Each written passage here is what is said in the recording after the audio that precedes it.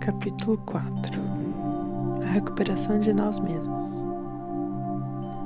A projeção é um fenômeno fascinante que a grande maioria das escolas deixam de ensinar aos estudantes.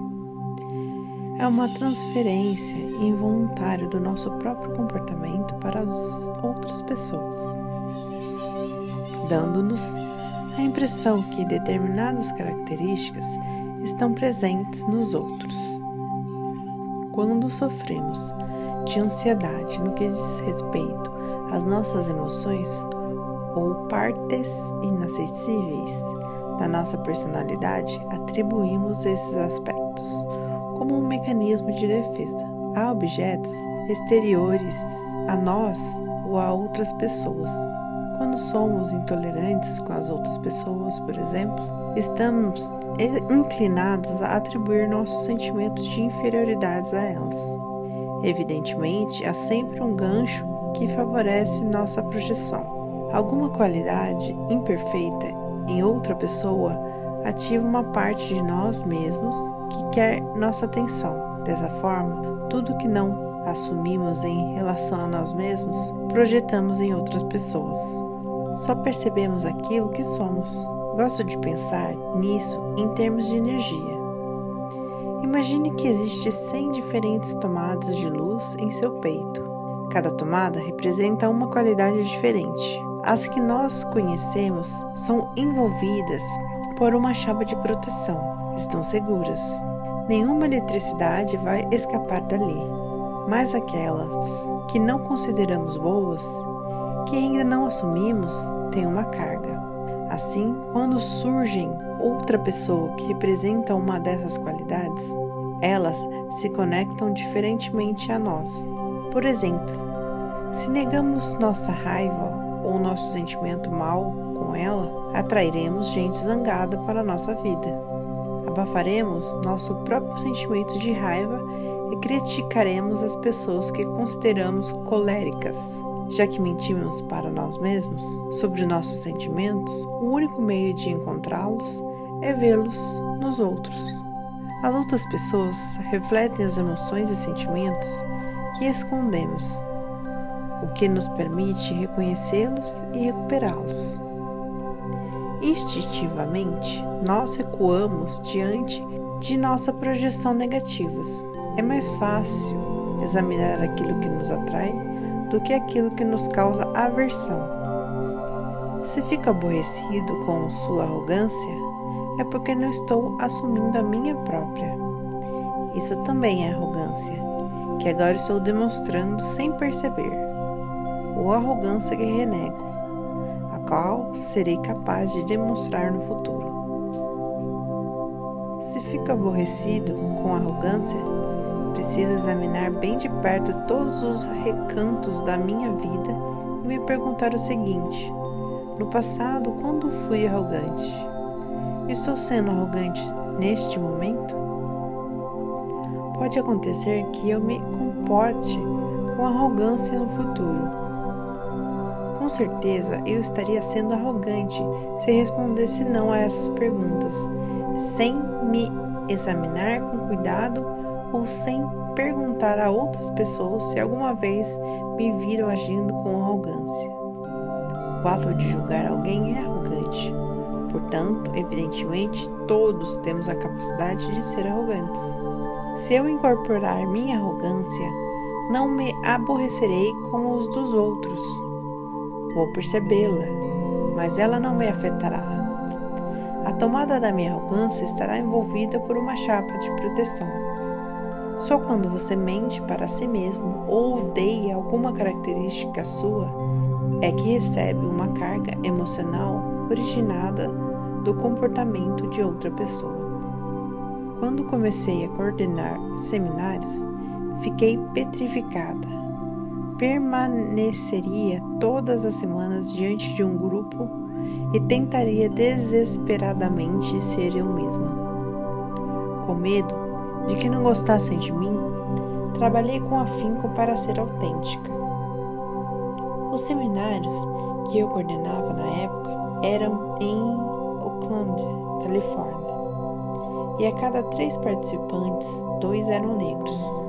Eu estava emocionada com a perspectiva de fazer parte de uma comunidade e havia me comprometido a apoiar os participantes na busca para atingir seus objetivos.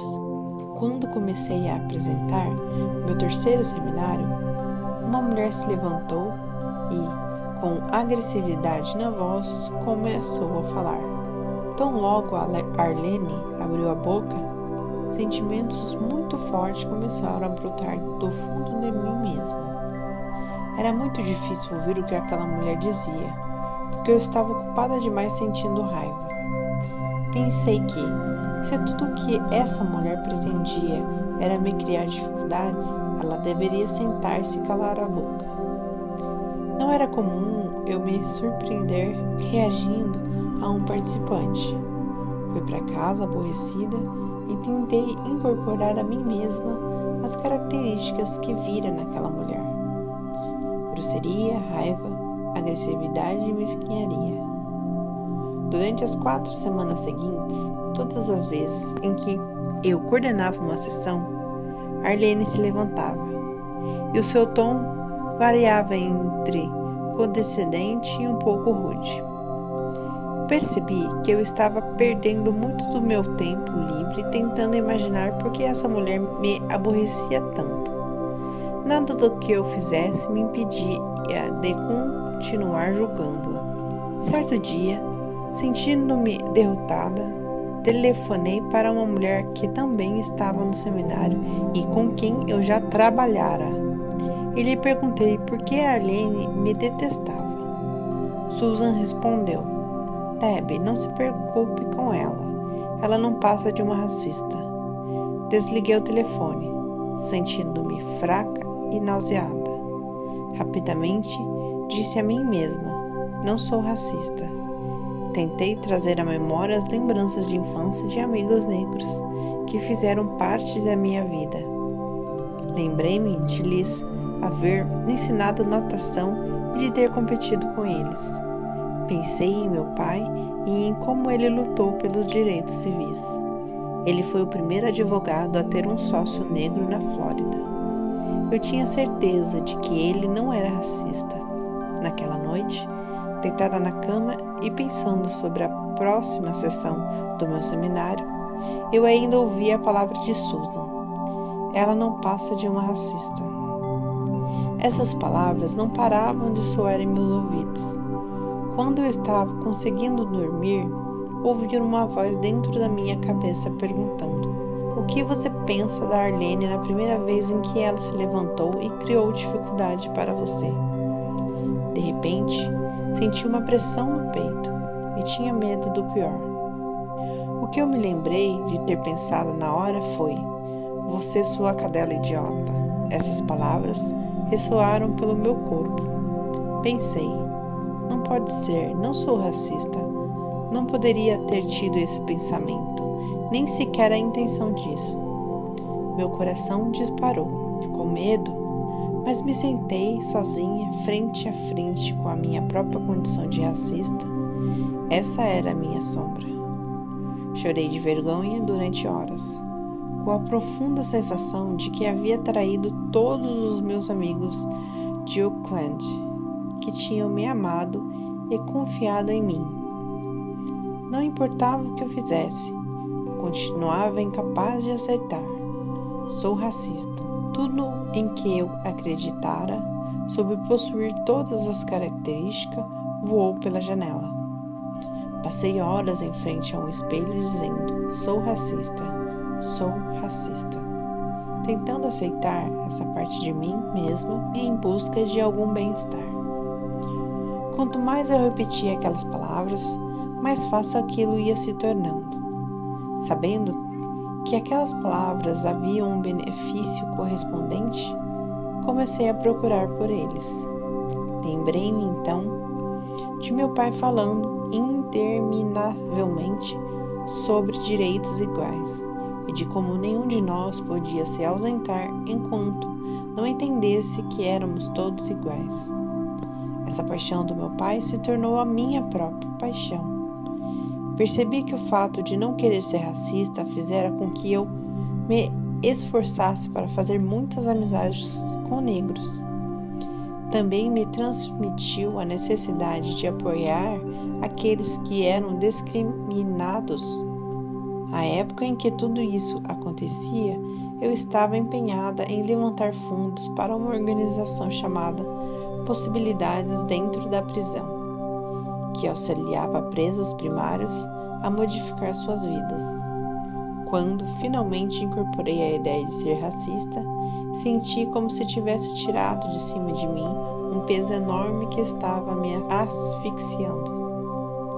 Na noite seguinte, fui para o meu seminário sentindo-me completa e cheia de esperanças.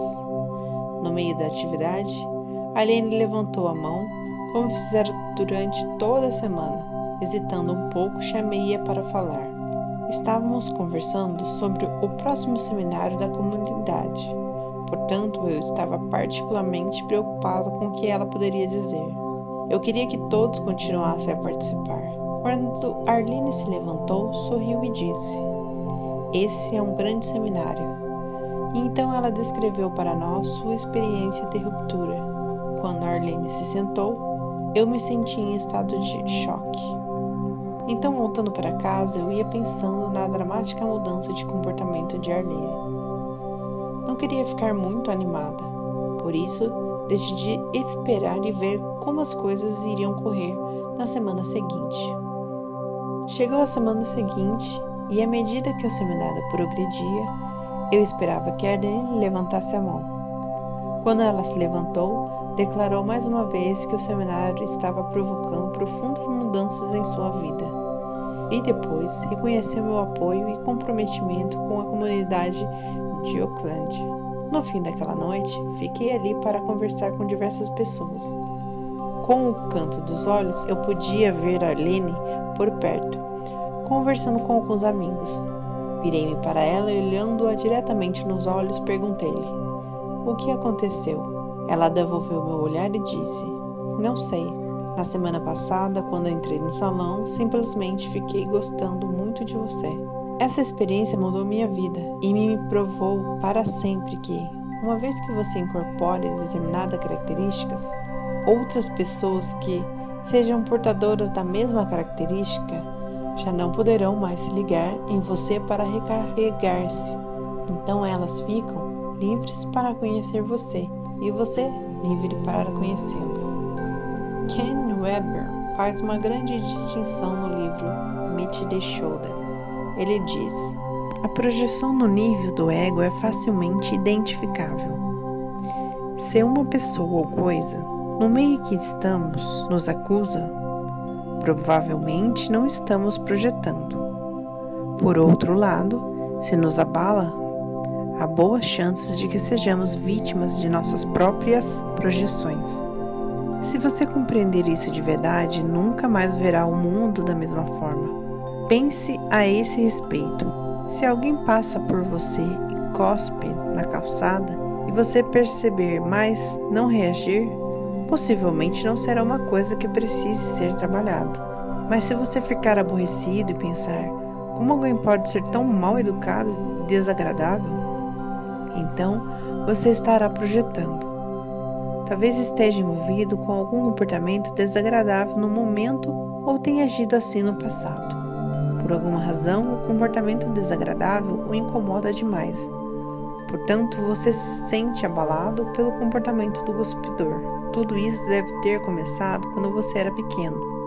É possível que você realmente haja cuspido e alguém tenha dito: isso é muito desagradável. Talvez alguém na sua família cuspisse e outros reagissem de uma maneira negativa. Não importa o que tenha acontecido, você se decidiu a nunca fazer uma coisa desse tipo e empurrou esse aspecto seu para o fundo da sua mente. Se essa pessoa que cospe mexe com você, é porque isso dispara seu alarme interno. Esses alarmes são pistas para revelar seu lado sombrio. Com isso em mente, você pode observar aquilo que o abala emocionalmente como um catalisador para o crescimento. dando a você uma oportunidade de recuperar um lado seu que ficou escondido. Nesse ponto, muitos de vocês estarão pensando: isso é ridículo. Não quero descobrir que sou desagradável ou arrogante. Mas é preciso lembrar que há sempre um benefício ou um talento correspondente a cada um desses aspectos. Porém, para perceber o benefício, você precisa, em primeiro lugar, descobrir esses aspectos, apossar-se deles e incorporá-los. Existe uma velha história sufi sobre um filósofo que marcou um encontro para debater com Nasruddin, um sábio professor sufi. Quando o filósofo chegou ao encontro marcado, descobriu que Nasruddin não estava em casa. Injuriado, o filósofo pegou um pedaço de giz e escreveu: "Estúpido idiota", no portão de Nasruddin. Quando Nasruddin chegou em casa e viu aquilo, seguiu apressado para a casa do filósofo. "Eu me esqueci", disse ele, "de que você estava para chegar. Sinto muito ter perdido nosso encontro. Mas assim que vi seu nome escrito no meu portão, me lembrei imediatamente do encontro marcado. Nossa indignação com relação ao comportamento dos outros diz respeito, em geral, a um aspecto não resolvido de nós mesmos. Se ouvíssemos tudo o que sai da nossa boca quando falamos com outras pessoas, quando as julgamos ou as aconselhamos, bastaria fazer as palavras darem meia volta e direcioná-las para nós. O filósofo poderia ter escrito apenas bronco sem educação, mentiroso sem consideração ou covarde traiçoeiro. Por outro lado, também poderia ter chegado a uma conclusão totalmente diferente e se preocupado, com medo que Nasruddin tivesse se machucado ou ficado doente.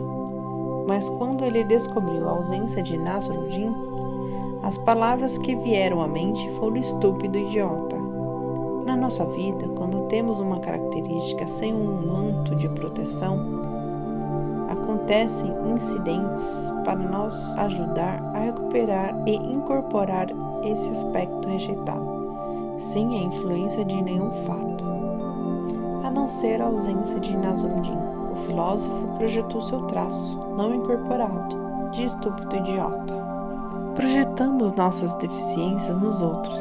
Dizemos aos outros o que deveríamos estar dizendo a nós mesmos. Quando julgamos os outros, estamos julgando a nós mesmos. Se você se atacar o tempo todo com pensamentos negativos, também atacará as pessoas à sua volta, verbal, emocional e fisicamente, ou acabará destruindo alguma área da sua própria vida.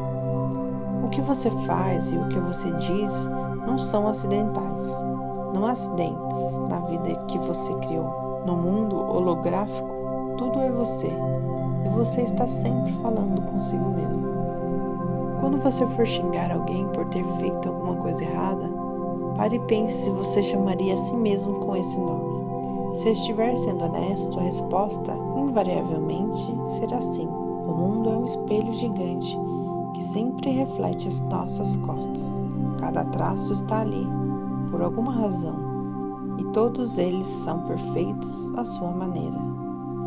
Não faz muito tempo percebi que estava perguntando às outras pessoas que conheço com que frequência elas meditam e por quanto tempo. Eu as lembrava de como é importante meditação diária, permanecer pelo menos meia hora por dia voltado para si mesmo. Por fim, eu me perguntei por que estava tão inflexível com relação à meditação dos outros. Quando examinei meus motivos, cheguei à conclusão de que eu costumava falhar com frequência na minha prática de meditação. Uma parte minha queria passar mais tempo voltada para dentro em silêncio. Como eu tinha uma criança de 3 anos, eu de alguma forma racionalizara que não havia problema em deixar de fazer, vez por hora, minha meditação diária. Quando percebi que estava dizendo aos outros aquilo que eu mesmo precisava ouvir, fui capaz de reconhecer minhas projeções e honrar meu desejo inconsciente. Comecei a meditar mais e parei de pressionar os outros para fazer aquilo de que eu estava sentindo necessidade. É por isso que digo, preste atenção aos seus próprios sermões. Ao observar os motivos que lhe levaram a dizer às pessoas que meditem, reconheço minha própria necessidade. Às vezes, nossa sombra está tão bem escondida de nós mesmos que é quase impossível encontrá-la. Se não fosse pelo fenômeno da projeção, ela poderia ficar escondida por toda a vida. Alguns enterram suas características de personalidade com a idade de apenas 3 a 4 anos. Pense no tempo em que você brinca em casa, quando ainda era pequeno, e imagine-se escondendo uma moeda. 20, 30, 40 anos depois, seria praticamente impossível lembrar o incidente, quanto mais o lugar onde você escondeu a moeda. Ao projetar em outras pessoas, temos a oportunidade de, enfim, encontrar aquela determinada moeda.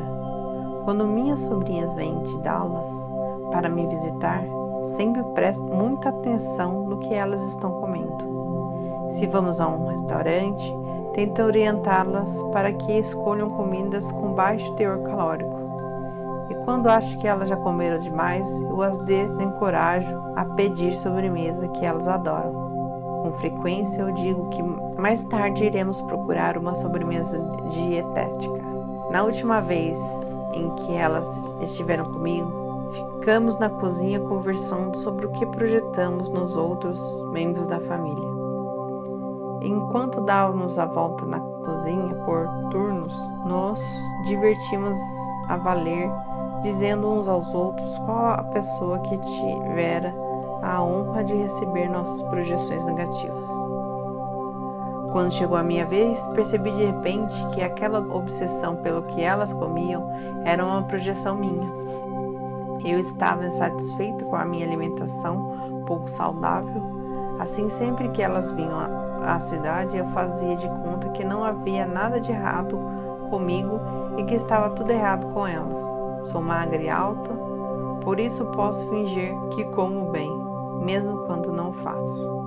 Mas logo percebi que o problema não era com elas, e sim comigo. Consegui lidar com o fato real.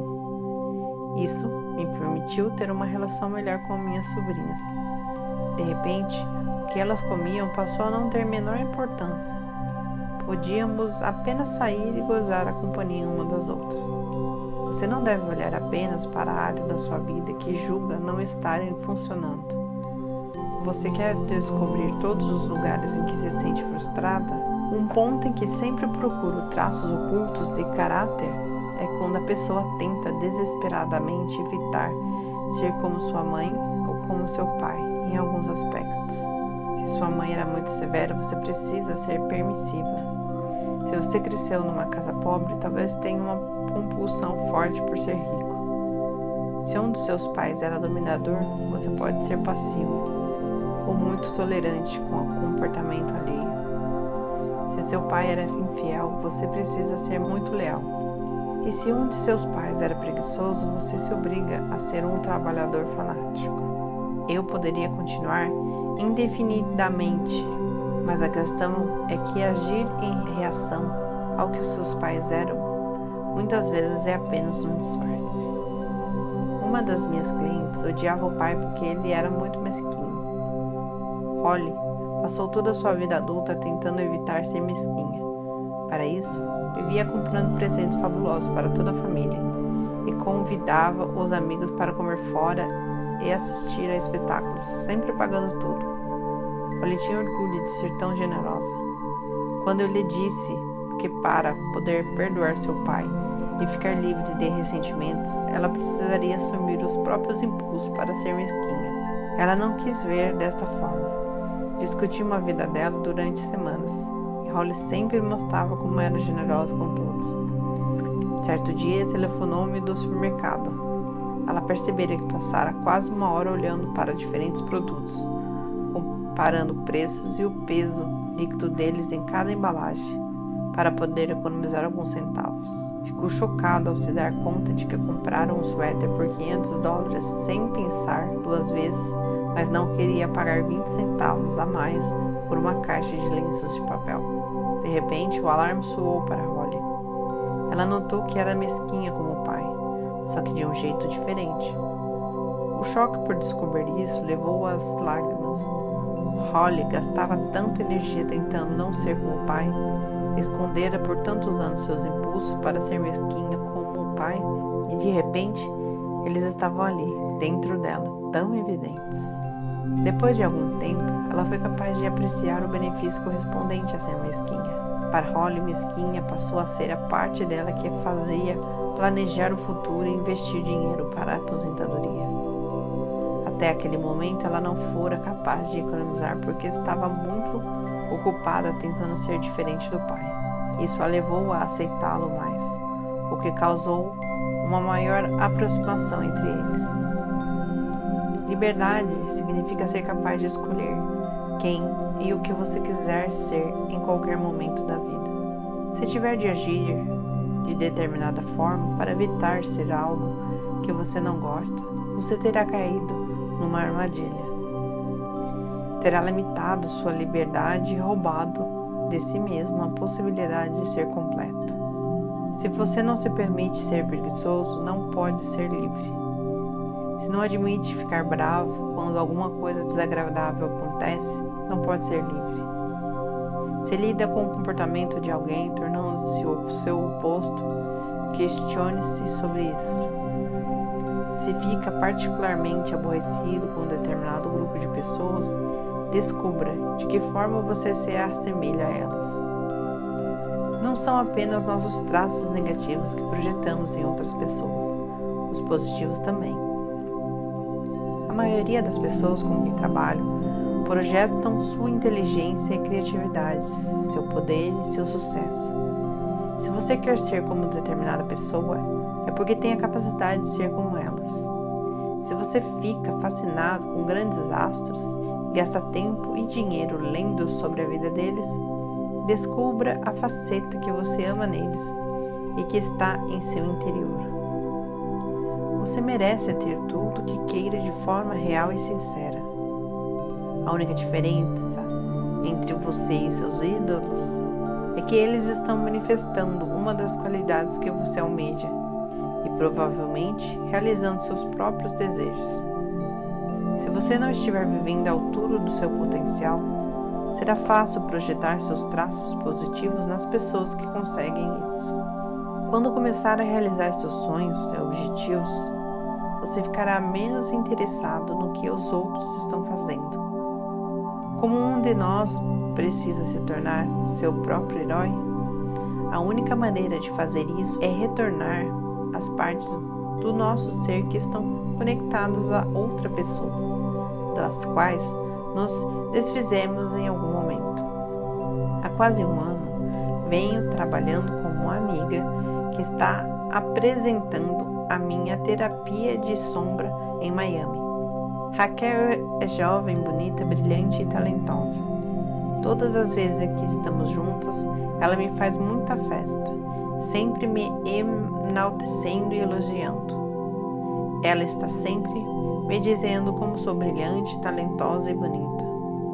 Embora eu saiba que Raquel realmente goste de mim e me respeita, também sei que ela está projetando seu brilhantismo, seu talento e sua beleza em mim.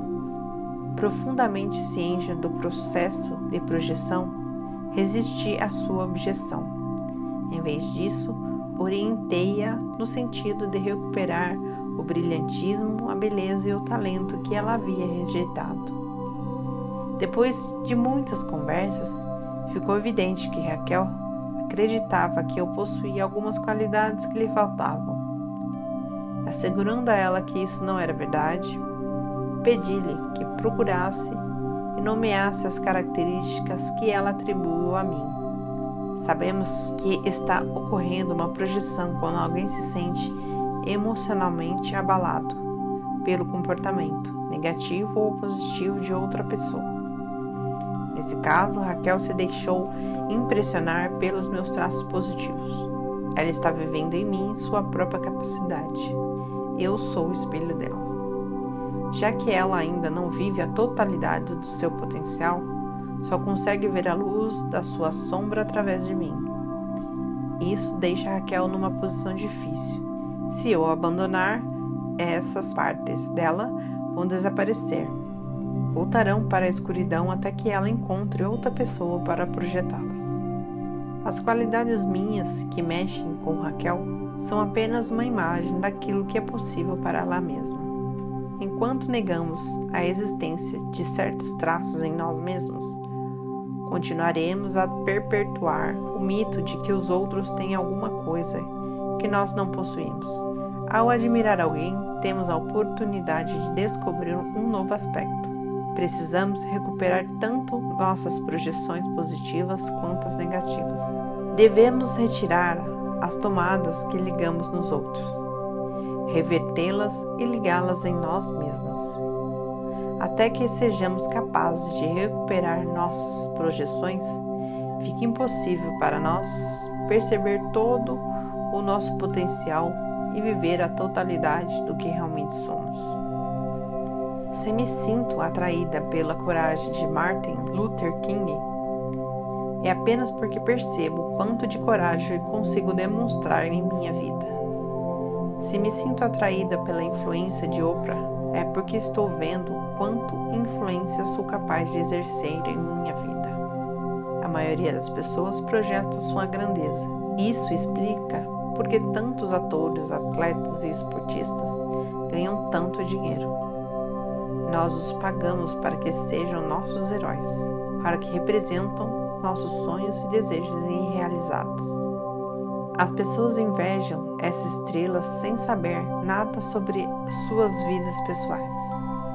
Perdem-se na vida de seus ídolos como uma forma de evitar a própria existência que levam. A verdade mais profunda é que estão projetando um aspecto de si mesma em seus heróis. Se você perceber a grandeza, é a sua própria grandeza em outro ser humano. É a sua própria grandeza que você está vendo. Feche os olhos e pense a respeito. Se você admira a grandeza em outro ser humano, é a sua própria grandeza que você está vendo. Você pode manifestar isso de outra forma, mas se não tivesse grandeza interior, não seria capaz de reconhecer essa qualidade em outra pessoa. Se não possuísse essa qualidade, não se sentiria atraído por ela. Todas as pessoas veem os outros de maneira diferente, porque estão todos projetando aspectos de si mesmo. O nosso trabalho consiste em distinguir o que nos inspira nos outros e então recuperar esses aspectos que havíamos afastados de nós mesmos. Às vezes, as pessoas ficam imaginando como podem ser como alguém que elas admiram se naquele determinado momento suas vidas parecem tão diferentes. Por exemplo, dizer que admiram Michelangelo, mas tem certeza de que não são como ele, o que precisam fazer é focalizar exatamente as qualidades que as levam a querer ser como Michelangelo. Talvez seja o talento artístico dele, caso seja artistas inexpressivos, ou então a coragem que ele tinha, sua criatividade ou sua genialidade. O talento dessas pessoas talvez não esteja na arte, mas elas têm a possibilidade de ser tão grandes, criativas ou corajosas quanto ele em sua forma especial de expressar seus talentos. Esses podem se manifestar na música, na fotografia ou na jardinagem. Qualquer desejo de coração está ali para descobri-lo, examiná-lo. O que quer que inspire você é um aspecto de você mesmo. Descubra precisamente o que admira em alguém e encontre essa parte em você mesmo.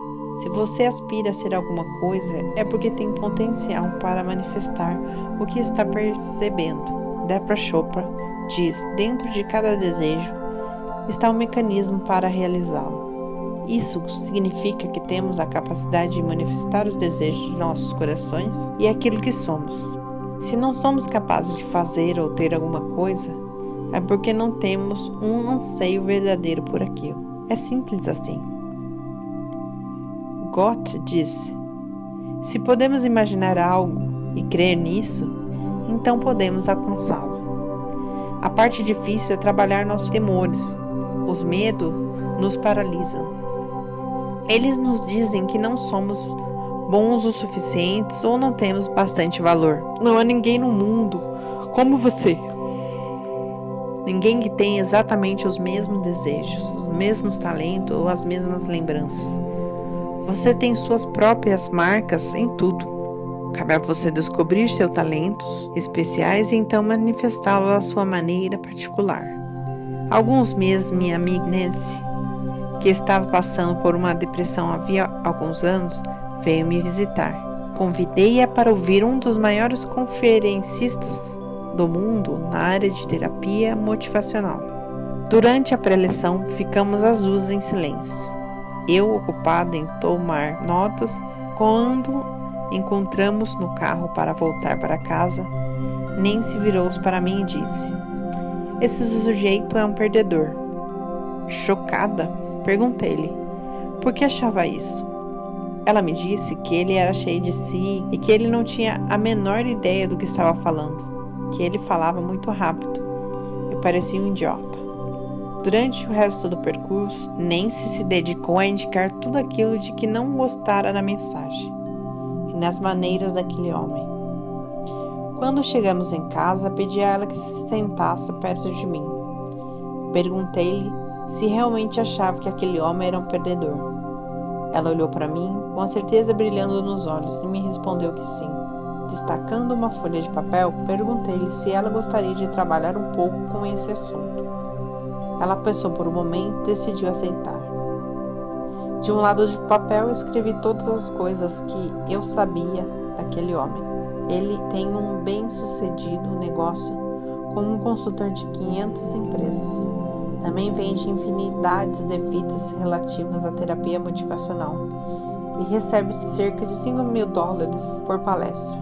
Casado há mais de 25 anos, tem 3 filhos saudáveis. Do outro lado da página, escrevi o que sabia sobre Nancy. Divorciada, não tinha filhos, mantinha pouco contato com o resto da família, estava desempregada e inúmeras vezes não fora bem sucedida tentando seu próprio negócio. Pensava mais do que devia e padecia de diversas enfermidades.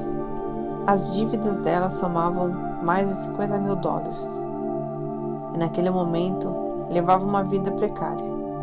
Nancy olhou para minha lista, então eu lhe disse: se eu mostrasse essa lista a 10 pessoas, quem você acha que eles consideram um perdedor? No primeiro momento, Nancy recuou, horrorizado com o fato de que alguém a estivesse chamando de perdedora. Aquele era o seu pior pesadelo. Mas eu lhe expliquei que enquanto ela não assumisse aquele aspecto dela mesma, sempre projetaria em alguma outra pessoa. Nancy era incapaz de ouvir mensagens importantes de conteúdo de outras pessoas, porque projetava nelas o pensamento que rejeitava. Depois de algumas horas, Nancy começou a perceber que, no íntimo, ela acreditava ser uma perdedora. Esse pensamento era tão doloroso que ela o enterrava bem fundo. Seu pai lhe dissera que ela nunca conseguiria nada, e ela acreditara nele. Desde a infância, ela estivera inconscientemente criando situações, uma depois da outra, para provar que era uma perdedora e assim recuperar esse aspecto de si mesma que havia rejeitado. Refletia-se sempre no mundo exterior, mas ela o negava, e o ciclo continuava. No momento em que Nancy reconheceu que acreditava ser uma perdedora, pôde começar a procurar o benefício desse aspecto, para em seguida incorporá-lo. Assim, foi capaz de examinar como ela mesma dispusera as coisas para perder e assumir um compromisso novo, para honrar a perdedora que havia dentro dela e permitir que a vencedora, que também havia dentro dela, criasse uma vida de abundância em todos os sentidos. A partir daí, Nancy iniciou outra carreira e hoje está gozando de um enorme sucesso pessoal e financeiro. Há um velho ditado que diz: basta conhecer um para conhecer todos. Vemos nos outros tudo aquilo que gostamos e não gostamos em nós mesmos. Se incorporarmos esta parte, seremos capazes de ver os outros como eles são, não como os vemos através do nevoeiro da nossa projeção. Outro provérbio se refere aos 3 maiores mistérios do mundo, que são o ar para os pássaros, a água para os peixes e o homem para ele mesmo. Somos capazes de ver tudo diante de nós no mundo exterior. Tudo o que temos de fazer é abrir os olhos e olhar ao nosso redor. Como não podemos ver a nós mesmos, precisamos de um espelho para nos enxergar. Você é meu espelho e eu sou o seu. Iniciaremos agora os exercícios. Exercício 1. Durante uma semana, observe o seu julgamento a respeito de outras pessoas. Toda vez que você se sentir incomodado com o comportamento de alguém, escreva qual é a característica dele que mais o está perturbando. Registre todas as opiniões que tiver sobre as pessoas mais próximas a você, inclusive seus amigos, familiares e colegas de trabalho. Esta lista marca o início da descoberta dos seus aspectos ocultos. Você vai consultá-la quando começar o processo de reconhecimento e apropriação de sua sombra. Exercício 2. Faça uma lista dos conselhos que dá a outras pessoas. O que você está dizendo aos outros para fazer a vida dele melhor. Reflita se o conselho que está dando a eles não é exatamente um conselho para você mesmo. Algumas vezes dizemos às outras pessoas o que elas devem fazer para nos relembrar daquilo que precisamos fazer. Imagine que seus conselhos para os outros podem ser um meio de lembrar a você mesma.